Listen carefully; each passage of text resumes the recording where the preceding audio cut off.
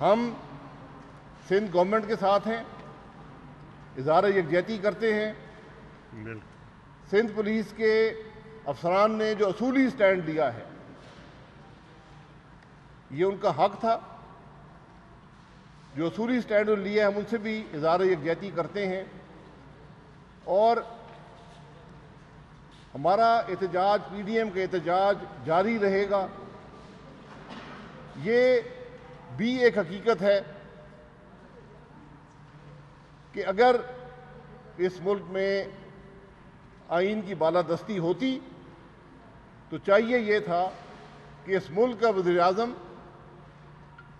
सूबे के वज़ीर आला को टेलीफोन करता, उनसे हकीकत जानने की कोशिश करता और उसको हल करता।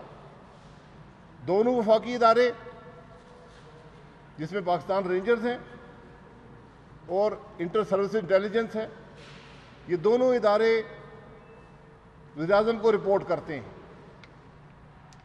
जब वहाँ से कोई बात नहीं बनी, कोई कोशिश नहीं हुई कि इस मामले की तह तक पहुंचा जाए, तो चेयरमैन बिलावल साहब ने प्रेस कॉन्फ्रेंस की और उन्होंने फ़ौज के सरबराह से गुजारिश की, आईएसआई के सरबराह से गुजारिश की कि ये मुल्क के मामलात कहाँ पर जा रहे हैं।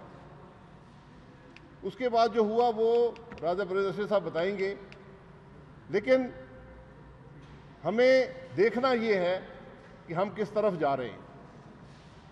हमें देखना ये है कि मुल्क में आइन क्या कहता है।